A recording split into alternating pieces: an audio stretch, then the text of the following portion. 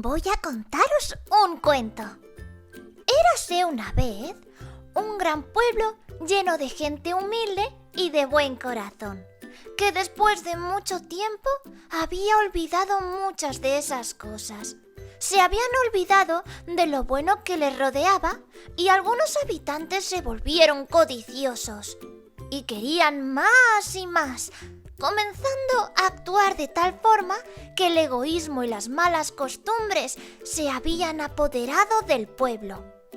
Un día, sin saber por qué, llegó desde tierras lejanas un terrible monstruo que atacaba y devoraba a la gente. Algunos habitantes del pueblo intentaron enfrentarse al monstruo, pero este seguía haciéndose más fuerte y grande. Así pues, sin saber qué hacer, consultaron a los sabios, que les contaron que el monstruo se hacía más fuerte y grande porque, pese a los ataques recibidos, podía seguir creciendo cuando atacaba y devoraba más gente. Así que los habitantes del pueblo se dividieron en dos grupos. La mayoría de ellos se quedarían encerrados en casa y otros valientes servidores del pueblo trabajarían para acabar con el monstruo y para que la gente pudiera seguir teniendo lo necesario para vivir en sus casas.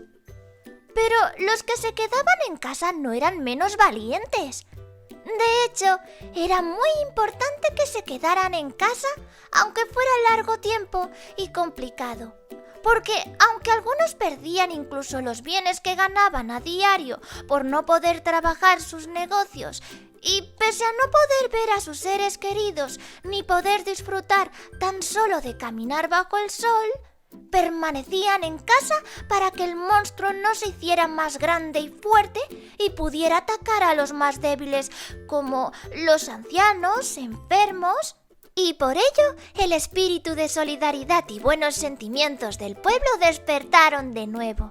Y los más jóvenes ayudaban a los más mayores y otros vecinos que lo necesitaban, trayendo sus alimentos, cuidando a sus animales y haciendo todo tipo de buenas acciones por ellos. Los duendecillos del pueblo, unos pequeños seres que vivían entre sus habitantes, hacían aparecer de los balcones y ventanas pequeños y mágicos arcoíris que daban ánimos e ilusión al resto de habitantes para resistir, desde casa o fuera de ella, en la lucha contra el monstruo. Y algunos otros seres mágicos del pueblo, también desde sus balcones y ventanas, creaban una música mágica que hacía que el resto de habitantes pudieran sentirse felices y esperanzados en la lucha contra el monstruo. Todos los habitantes cada día salían a esos balcones para aplaudir y dar ánimos a los servidores del pueblo y a quienes peleaban desde casa contra el monstruo. Mientras tanto, los servidores del pueblo, aún arriesgando sus vidas, día a día trabajaban luchando contra el monstruo con sus batas blancas. Otros defendían la seguridad en las calles y se aseguraban de que nadie más pudiera salir para que el monstruo no les atacara. Otros procuraban que los habitantes pudieran seguir teniendo alimentos. Otros limpiaban para que el monstruo no pudiera rastrear a la gente hasta sus casas. Cada uno peleaba incansablemente como auténticos héroes día a día para que el monstruo finalmente llegara a estar tan débil que por fin pudieran acabar con él. Un buen día, tras muchos días de encierros y pelea contra el monstruo, la gente se levantó y sintió un brillo especial en el sol que iluminaba el pueblo. Salieron a sus balcones como cada día y vieron que el monstruo había desaparecido. De nuevo podían salir a las calles.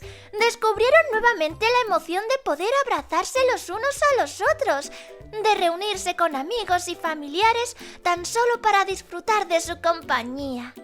La lucha del pueblo no solo había acabado con el monstruo, les había devuelto todas esas buenas cualidades de solidaridad, de amistad, de ganas de vivir y disfrutar de todo aquello cuya importancia habían olvidado hasta que el monstruo se las arrebató.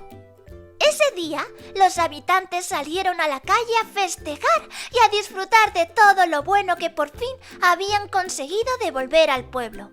Los duendecillos volvieron a jugar y disfrutar en las calles, donde se formó un gran arco iris que, a la vez que devolvía toda la ilusión al pueblo, hizo recordar con gran cariño a los caídos en la lucha contra el monstruo.